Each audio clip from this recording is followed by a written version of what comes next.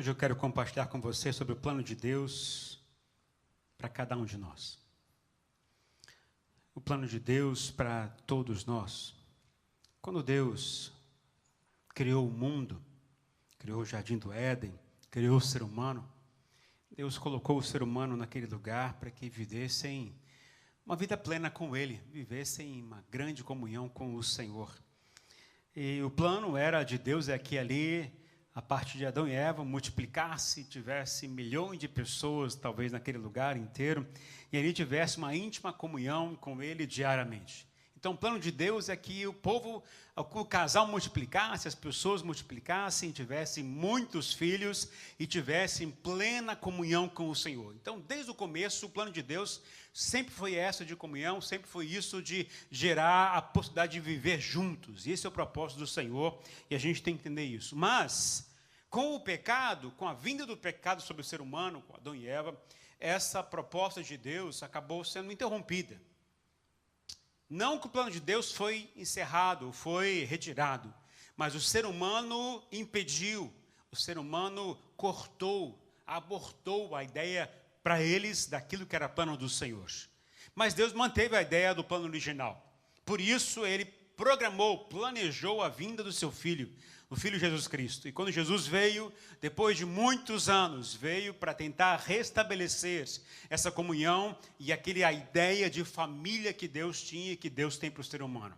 Jesus, a partir da sua morte, a partir da sua ressurreição, Jesus resgatou, trouxe de volta a possibilidade do ser humano ter comunhão íntima com Deus, viver em plena comunhão, ainda por cima, cumprir todo o propósito que Deus estabeleceu para a sociedade. Lógico que não é mais uma ideia de um projeto que alcança as pessoas no âmbito natural, o âmbito terrestre, mas é algo que começa a partir de dentro.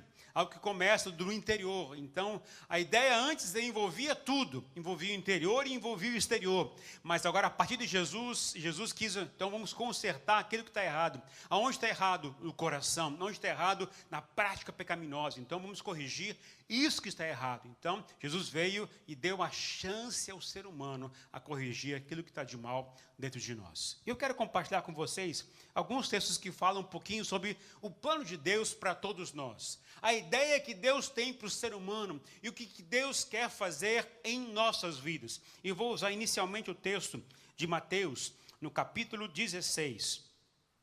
Eu vou tentar aqui, o Pedro colocou para mim algumas coisas aqui, vou tentar colocar para vocês. Mateus, capítulo 16, os versos 13 até o 18, diz o seguinte: chegando Jesus à região de Cesareia de Filipe, perguntou aos seus discípulos: quem os outros dizem que o Filho do Homem é? E eles responderam: alguns dizem que é João Batista, outros Elias, e ainda outros Jeremias, ou um dos profetas. E vocês? Perguntou ele. Quem vocês dizem que eu sou? E Simão Pedro respondeu: tu és o Cristo, o Filho do Deus vivo. Respondeu Jesus: feliz é você, Simão, filho de Jonas, porque isso não foi revelado a você por carne ou sangue, mas por meu Pai que está nos céus. E eu digo a você, digo que você é Pedro, e sobre esta pedra edificarei a minha igreja, e as portas do Hades ou do inferno não poderão vencê-la. Aqui Jesus, aqui Deus estabelece ou quer restabelecer a ideia do plano original de Deus para o seu povo. E ele dá uma ideia e coloca um nome, coloca um projeto e uma ideia para o ser humano. E está usando o termo que é muitas vezes muito comum para a gente, que é o termo igreja. E diz o texto que eu vou edificar a minha igreja. Jesus então começa a falar sobre a igreja nesse texto. Primeira vez que ele cita a igreja está nesse texto de Mateus 16. E cita dizendo que essa igreja tem uma força gigantesca. Essa igreja tem um poder gigantesco que ela vai saquear o inferno, as pessoas que estão lá perdidas e mortas. Jesus vai fazer algo tremendo através da igreja para esse povo. Interessante pensar o seguinte: quando falou, tu és Pedro, quando disse para Pedro, falou sobre Pedro como se fosse uma pedrinha. uma pedrinha qualquer, e sobre essa pedra, ou seja, sobre essa rocha, que é Jesus, eu vou edificar a minha igreja. E com essa ideia, Jesus colocou assim, o fundamento dessa igreja sou eu, o Senhor Jesus. Sou eu, Deus. A revelação de Deus agora, para começar uma vida nova, a partir do princípio de quem é Jesus.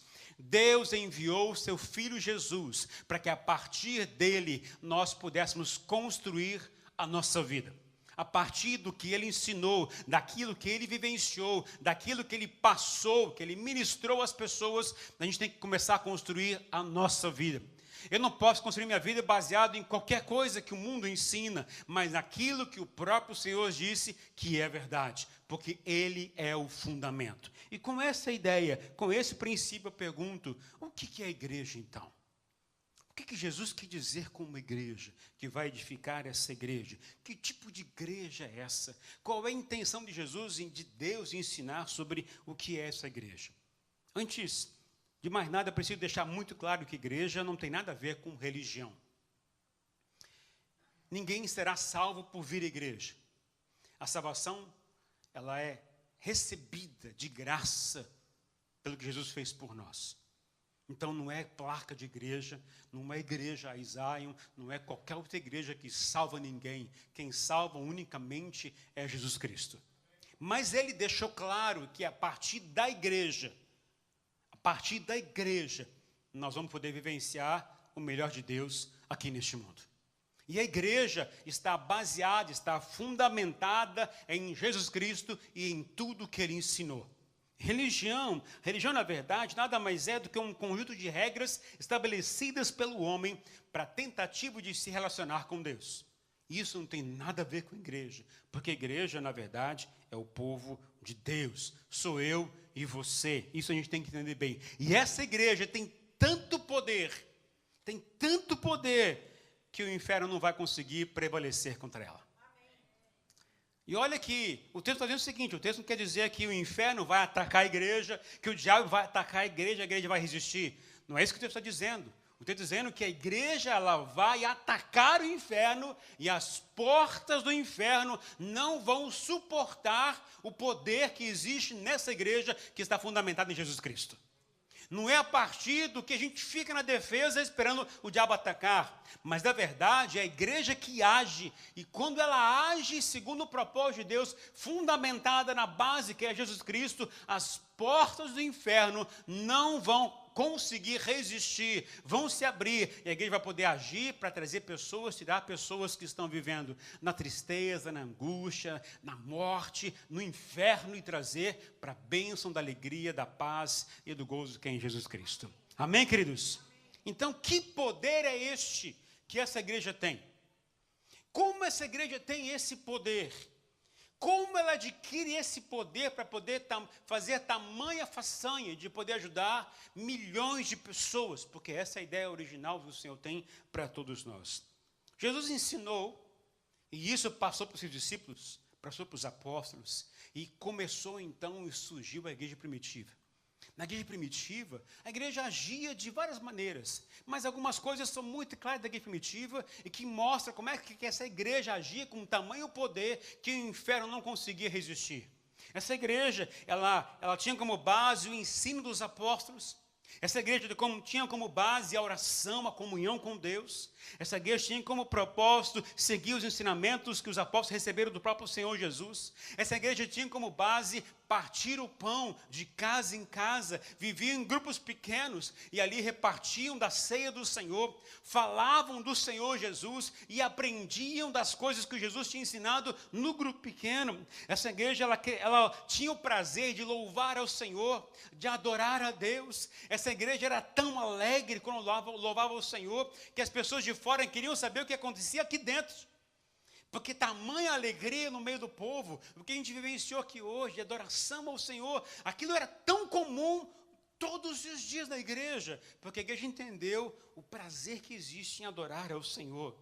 Era uma igreja que manifestava o poder de Deus através de milagres.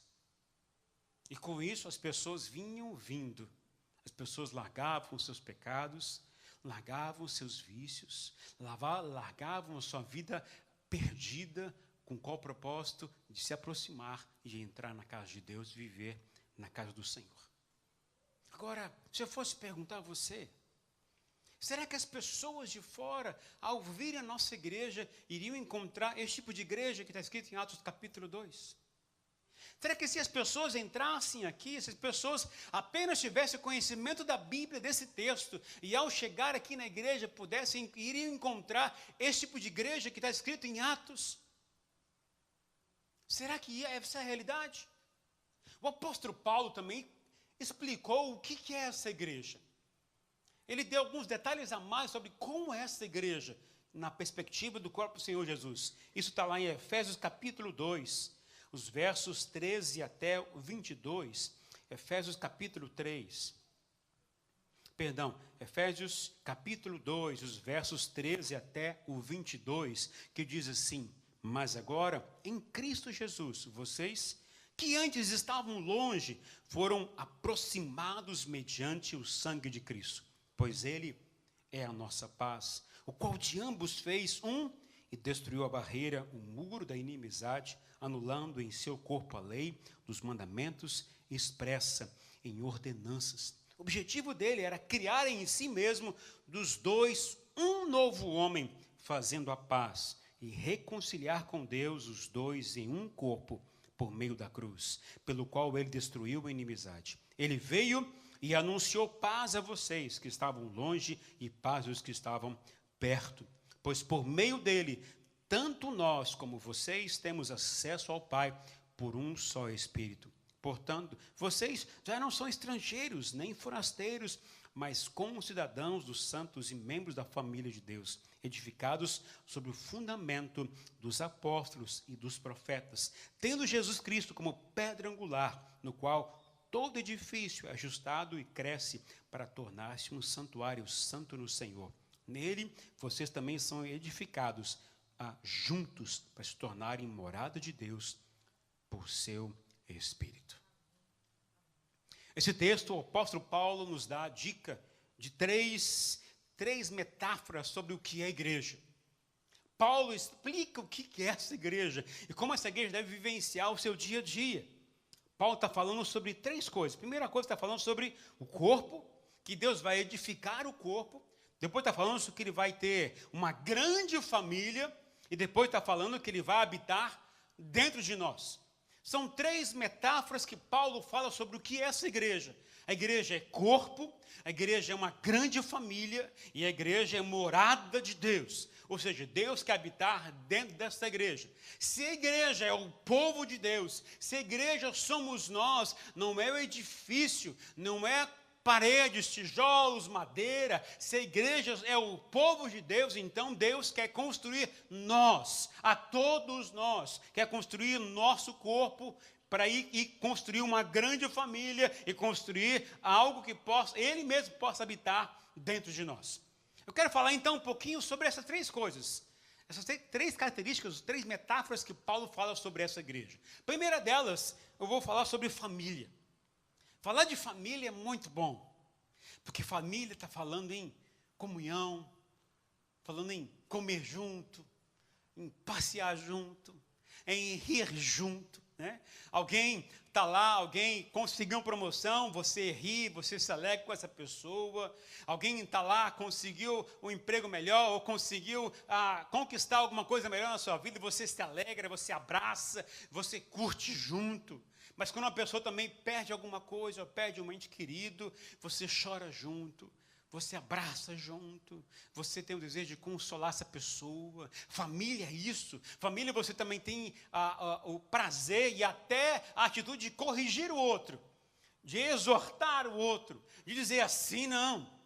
A família é aquele povo que você ama, e que você pode até falar mal um dos outros, mas se alguém falar mal da sua igreja, você reclama com essa pessoa, não é verdade? Falar bem, você fala bem, e falar mal, você pode falar porque é o seu família, é o seu povo. Mas se alguém falar, você quer defender. Isso é família. Você quer proteger o seu povo, você quer guardar o seu povo. Sabe, quando um pai e uma mãe vê uma criança sofrendo, o pai e a mãe querem se colocar no lugar. Você não quer ver o seu filho no hospital, então você, Senhor, me coloca no lugar. Eu não quero ver meu filho sofrer. Isso é família, isso é ideia de Deus. E foi isso que Deus fez. Deus mandou o seu filho a este mundo para sofrer no meu e no seu lugar. Foi isso que Deus fez. Ele construiu e quer construir uma família a partir de uma palavrinha-chave, que é amor.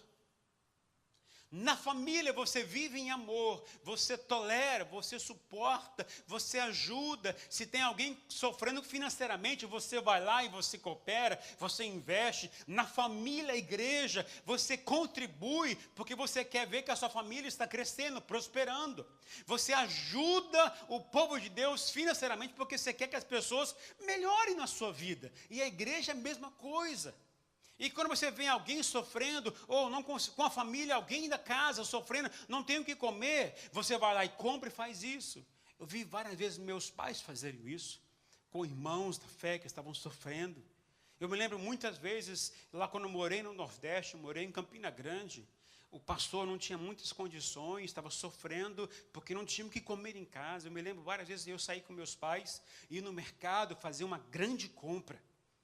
E meus pais e nós chegávamos lá até a casa do pastor e colocávamos toda aquela compra para dar para o pastor.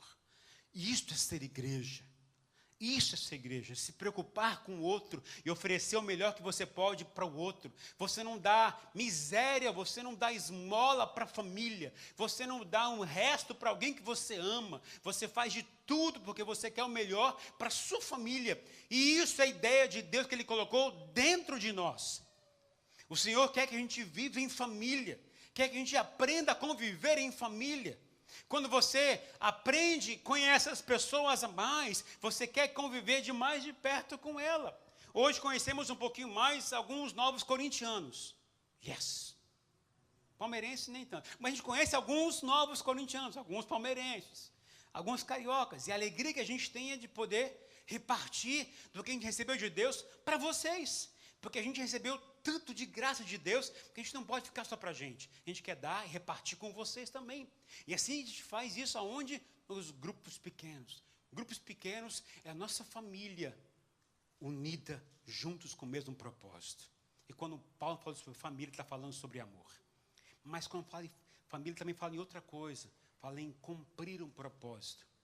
Alguns irmãos aqui cumpriram o propósito muito bem. Gerando filhos, filhos, filhos, filhos e filhos. O propósito de Deus é que a gente produza muito, que a gente frutifique muito, tenha muitos filhos. Alguns têm até gêmeos. Por enquanto ninguém tem nenhum trigêmeos aqui, mas a gente está sempre crescendo, multiplicando. Isso é a ideia de Deus para o seu povo. Não é somente você frutificar com novas crianças. A gente tem muitas crianças aqui, graças ao Senhor. É a ideia de Deus acontecendo no meio da família de Deus. Crianças vindo, chegando na casa do Senhor. Mas quando eu falo em multiplicar, não estou falando apenas em multiplicar em crianças. Estou falando em multiplicar em pessoas para o reino de Deus. Isso que o Vladimir fez em trazer esses amigos, isso também é multiplicar. Isso também é você abençoar mais pessoas. Isso também é você provar que você tem muito para dar para mais pessoas. E isso é família. A família quer acolher mais pessoas. Essa é a ideia de Deus. Quer viver em amor, quer cumprir o propósito de Deus. Multiplicar-se. Mas além da família, também fala sobre corpo. O que Deus quer dizer com corpo? Paulo falou muito sobre isso em 1 Coríntios. O corpo ele é composto por órgãos. E órgãos a gente pode chamar de aquilo que movimenta, que agita e dá vida ao ser humano. Dá vida sobre o ser humano. O sangue circula no corpo, mexe com todos os órgãos e a gente começa a se movimentar. Corpo, quando fala em corpo, está falando em movimento. A igreja, nós temos o Ministério de Louvor, dirigido pelo Wesley, temos o Ministério da Diaconia, dirigido pelo Gustavo, temos o Ministério Infantil, dirigido pela pastora, pela Silvia, pela Mariana, a gente tem o Ministério aí da mídia, que está aí trabalhando, o Jack, com o grupo deles, nós temos mais pessoas trabalhando para o reino de Deus, aqui na casa de Deus, ou seja, o corpo de Jesus está em funcionamento. Se uma dessas pessoas falharem, o corpo começa a dar sinais de doença. Todo corpo que tem que ser saudável é o corpo que se movimenta. Quem gosta de andar, correr no seu dia a dia? Agora, quem faz isso? Alguns, bênção. Então, se a gente quer ter saúde, quer viver com um corpo saudável, a gente tem que movimentar, circular, a gente tem que andar, mover, porque isso vai nos dar saúde. É a mesma coisa o corpo de Cristo. Uns têm os dons de pregar, outros têm os dom de cantar, outros têm o dom de administrar, outro tem o dom de servir, outro tem o dom para expulsar demônio, outro tem o dom para abençoar, dando cura às pessoas. As pessoas recebem de Deus dons que Deus dá livremente para que a igreja cresça e se movimente.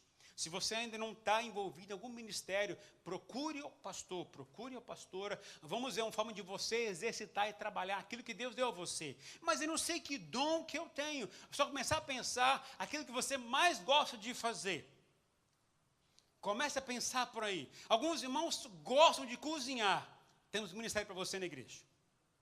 Alguns gostam de falar muito. Aqui na igreja não é para isso não.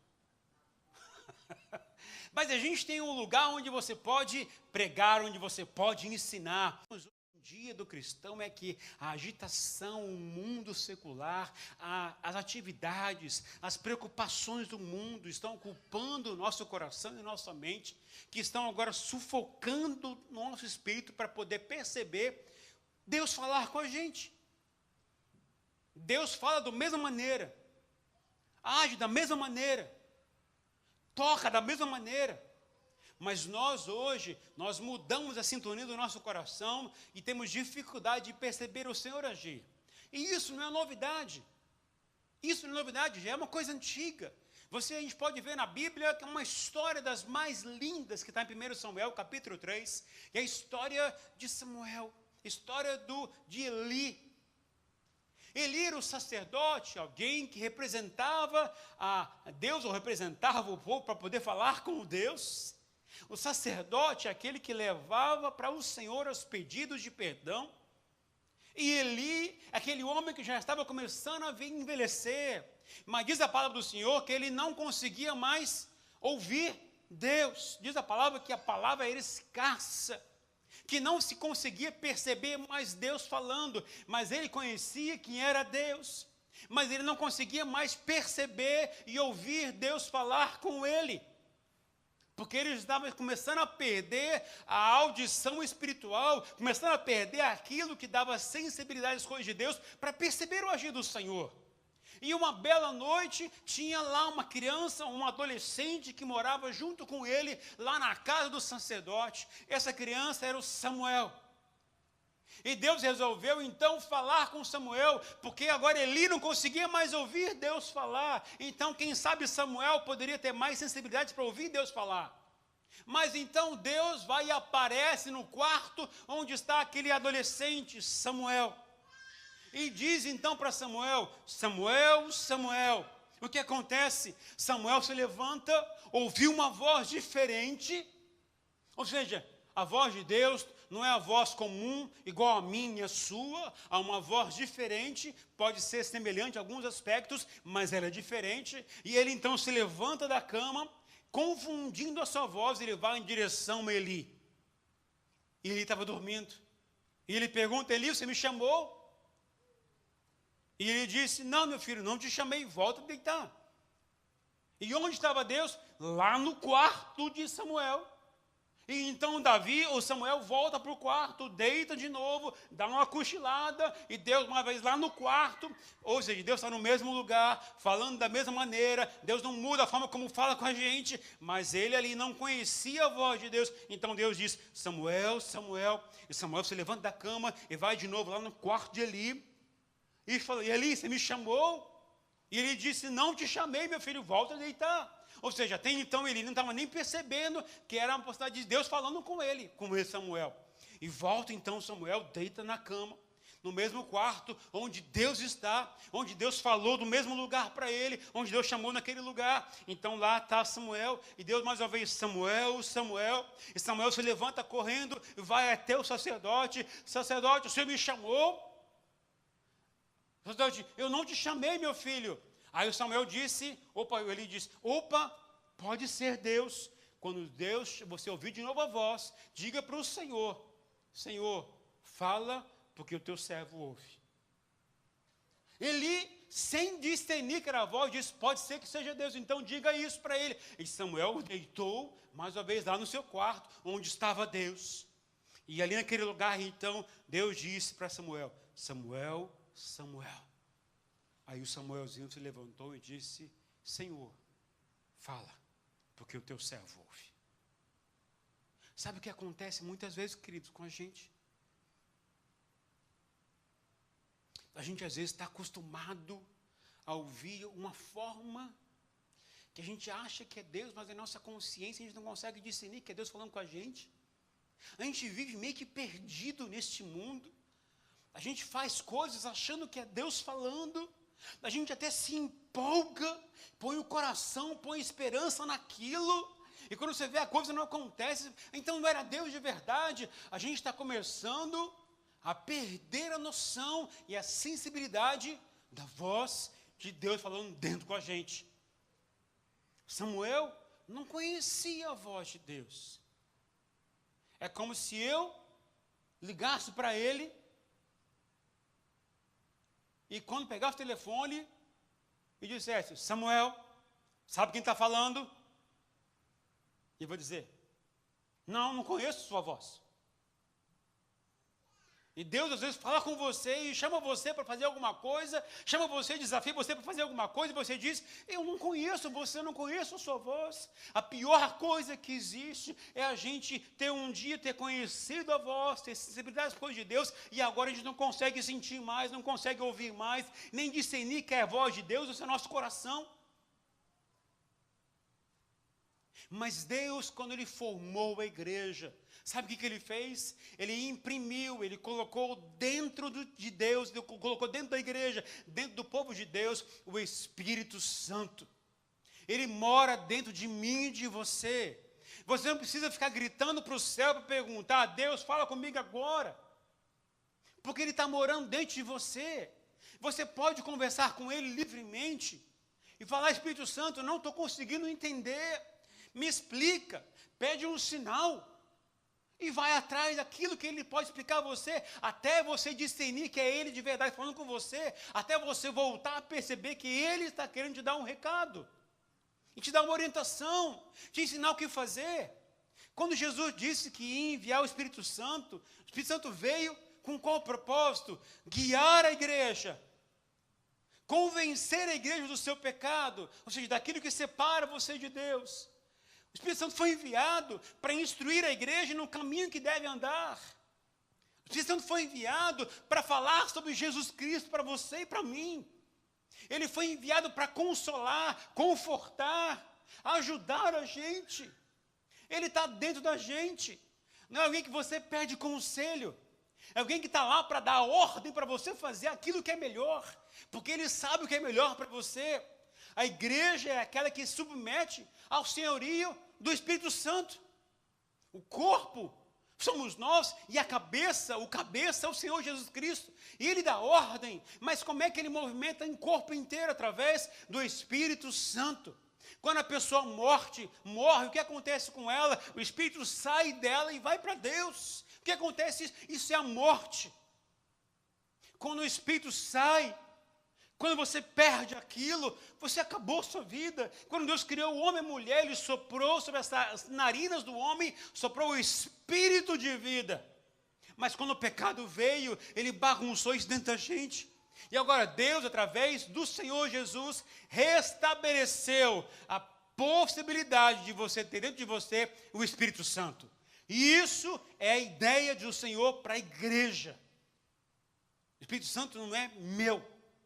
Não é seu, é do Senhor, Ele é o Senhor, mas Ele está sobre a igreja e dentro da igreja. Ele está neste lugar, Ele está aqui hoje, Ele está aqui hoje, pairando sobre este lugar, mas Ele também está dentro de mim e dentro de você. Se um dia você se entregou ao Senhor Jesus, Ele mora dentro de você. Talvez o que nos falta é exercitar essa comunhão com Ele. Aquilo que Deus fazia diariamente lá no Jardim do Éden, você pode fazer agora diariamente com o Espírito Santo. Você pode fazer isso. Se diz que eu gosto de andar lá no condomínio, gosto de andar e gosto de orar. Esses dias eu estava lá, acho que foi, não sei se foi quarta-feira, terça-feira, mas enquanto eu estava lá, Deus falou uma coisa muito séria para o meu coração, e que isso, sabe, começou a borbulhar dentro de mim. Ele falou uma frase muito séria. Ele disse o seguinte para mim: tudo que você precisa sou eu. Você não precisa de mais nada. Quem tem o Senhor tem tudo. Se você tem essa noção, se você tem esse espírito dentro de você, se você ouve dentro de você algo que mexendo com você, você vai perceber que tudo que você tem, na verdade não é nada. Se você tem Deus dentro de você, você tem tudo. Porque Ele está controlando toda a sua vida. Ele dirige toda a sua vida. Se você veio para esse país, Ele quer dirigir e abençoar você neste país. Mas para que isso possa acontecer, você precisa perceber que este país não te oferece salvação. O dinheiro que esse país pode te dar, o que esse país pode te dar de conforto, não é nada perante o que Ele pode te dar. Se você tiver a noção de que Ele é tudo que você precisa, aí você vai entender o que é ser igreja. A igreja primitiva, ela vivia com tudo em comum. Se tinha alguém com necessidade, as pessoas até vendiam suas propriedades e traziam para cá. Para quê? Para ajudar as pessoas. Se existia alguém com necessidade de amor, de carinho, de afeto, de compreensão, Deus derramava tamanho amor sobre tantas pessoas para que isso pudesse ser repartido entre eles. E sabe o que é melhor? Tudo isso tem um propósito maior. Se eu fosse resumir a ideia de Deus sobre a igreja, considerando as palavras família, a palavra corpo e a palavra habitação, morada de Deus, eu vou dizer uma palavra só: unidade. O Senhor quer que a gente seja um com o outro, família. O Senhor quer que a gente seja um com o outro, esse é corpo. Um depende do outro. Você não pode ser mão se o outro é o dedo, se você é você. E Deus quer usar você do seu jeito, da sua forma de ser, com a sua forma de agir, de falar, de pensar. Isso é você. Você não foi feito para ser uma outra pessoa. Pare de querer ser igual ao outro. Pare de querer fazer igual ao outro, imitar ao outro. Você nunca vai ser, porque Deus não te fez assim. Deixei para você ser o que você é. E isso é corpo. Quando você faz o que você é na igreja, você é o corpo. E isso traz unidade sobre a igreja.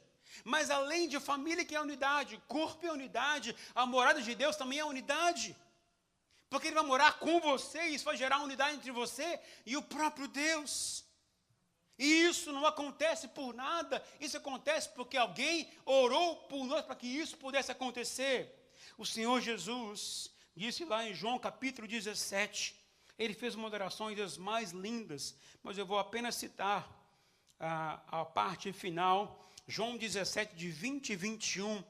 Olha a oração de Jesus ao Pai. Ele disse: minha oração não é apenas por eles, ou seja, discípulos naquele lugar, mas eu rogo também por aqueles que crerão em mim. Isso significa eu e você. É o futuro que Ele está falando, por meio da mensagem deles, para que todos sejam um, Pai, como tu estás em mim e eu em ti, que eles também estejam em nós, para que o mundo creia que tu me enviaste. Quando nós entendemos que a igreja existe para ser um com o outro, ter unidade no corpo, ter unidade com o Espírito Santo. Quando a igreja começar a compreender que essa unidade, esse senso de amor, esse senso de compromisso com o Senhor, senso de responsabilidade com Deus, o senso de caminhar junto, orando junto, ajudando o GP crescendo junto, ajudando a igreja a crescer junto. Quando a gente começa a caminhar junto, a gente está cumprindo a oração que o Senhor Jesus disse lá atrás, há mais de 2000 anos atrás. Ele orou: Pai, que eles sejam um como nós somos um. Que eles vivem em comunhão como nós temos comunhão. Quando eu entendo essa verdade, eu vou saber que Ele é tudo que eu preciso. Igreja é lugar para o povo de Deus se reunir, para crescer junto, viver em unidade. Igreja não é o que você faz para ocupar o seu tempo. A igreja não é o lugar que você faz para você trazer seu filho, porque você acha que a igreja é o lugar para educar o filho no caminho correto. Não. A igreja é para aqueles que querem viver aquilo que Ele tem para a gente. Jesus disse: olha, eu vou construir, eu vou edificar a minha igreja. E essa igreja, ela vai ter que viver em família, cumprir o propósito de Deus como família, vai ter que ser corpo, vai ter que um cooperar com o outro, um ajudar o outro, e ela vai ter que compensar, compreender que o Espírito Santo é o que vai ajudar a fazer tudo isso no meio da igreja. Se nós entendemos quem é o Espírito e vivemos próximo dele, ligados com ele, a gente vai estar vivendo o que Deus quer para a gente como igreja. Eu vou dizer uma coisa clara a vocês, queridos. Apocalipse capítulo 17, se eu não me engano, diz lá: haverá uma grande multidão dos salvos em Cristo Jesus. Essa multidão vai estar com o Senhor nos céus. Sabe quem é essa multidão? É a igreja do Senhor Jesus. O propósito de Deus não é que você seja salvo sozinho. O propósito de Deus é que toda a sua família seja salva. O propósito de Deus é que todos os seus amigos sejam salvos. O propósito de Deus é que todo aquele que trabalha com você seja salvo. O propósito de Deus é que todos que estão ao nosso redor, através do nosso testemunho, da nossa comunhão, da nossa unidade, através do nosso carinho um com o outro, nós cumpramos o propósito de Deus e muitos possam vir estar conosco e viver com o Senhor Jesus eternamente, a partir de já. O propósito de Deus não é para o futuro, é para agora. É para agora. Por isso Ele olhou: Senhor, que eles sejam um. Que eles sejam um e vivam em unidade. Então eu quero viver em comunhão. Quero viver em comunhão com o Rui. Eu quero sair com o Rui para pescar, mesmo que eu não entenda de pescaria. Pensa num cara que tem isca na casa dele. Fui no basement dele, gente, assim, a parede inteira assim, ó. Só isca. Pensa num cara que é bom nisso. Quero aprender. E comer, principalmente. A Márcia, a cozinheira, cheia de bola. Mas isso é viver em comunhão, estar junto, crescendo junto. A gente tem que fazer o quê? Viver mais perto um do outro. A Bíblia diz que em Atos, que a igreja estava reunida diariamente juntos. Os grupos pequenos se reúnem uma vez por semana. Isso é o corpo do Senhor Jesus. Agora, como é que a gente cresce espiritualmente? Estando em comunhão com o Senhor, oração todos os dias. Lendo a palavra do Senhor todos os dias. Exercitando o nosso corpo todos os dias, ou seja, usando o dom que Deus nos deu. Se você não tem o dom para cantar, não vem para o Ministério de Louvor. Se você gosta de cantar, procure o Wesley.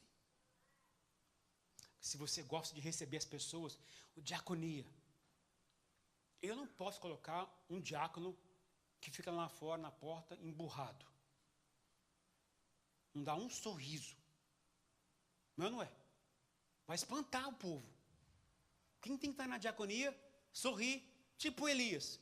Chegou perto de Elias, está sorrindo assim, sorriso lá na ponta. Mas isso é cada um com o seu talento, cada um com o seu dom, cada um com a sua habilidade. Isso é a igreja do Senhor Jesus.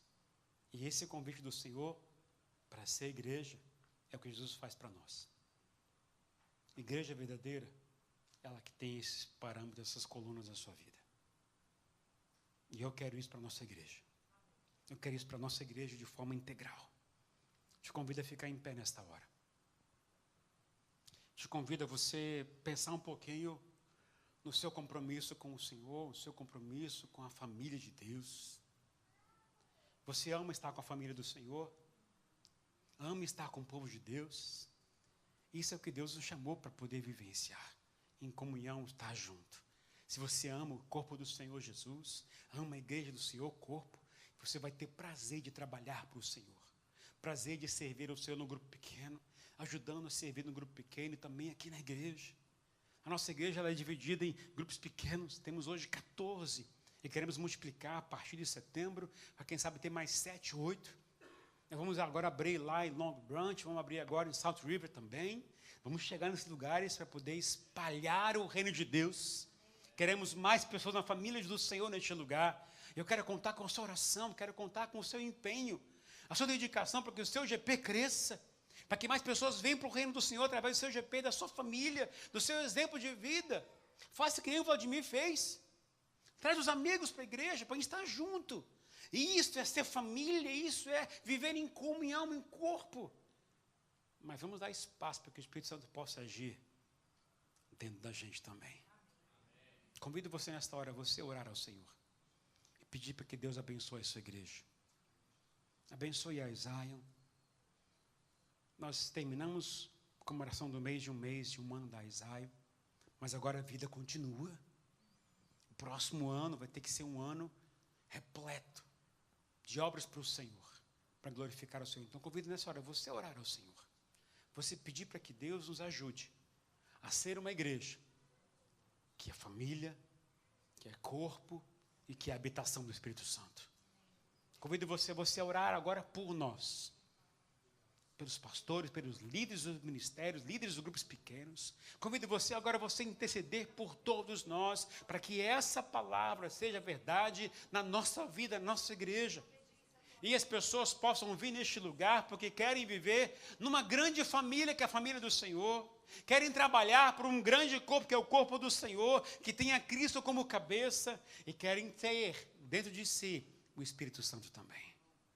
Convido você a orar nessa hora. Levante a sua voz e comece a clamar ao Senhor em favor da igreja. Clamar ao Senhor pelo povo do Senhor neste lugar.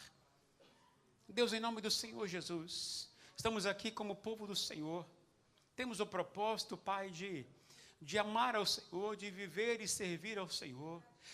Queremos ser a família que o Senhor nos chamou para ser, viver em comunhão uns com os outros, amar, dar suporte um ao outro, amar, ajudar um ao outro, rir com quem está sorrindo, chorar com quem está chorando.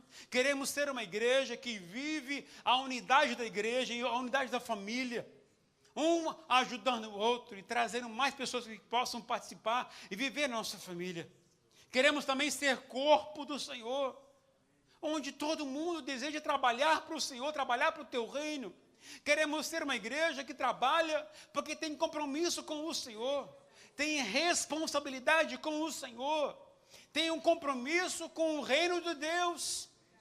Queremos agir dessa forma. Eu te peço, leva-nos a esse compromisso, leva-nos a essa responsabilidade, porque o nosso negócio é a salvação de vidas, nosso negócio é fazer as coisas para o teu reino crescer, expandir-se neste lugar.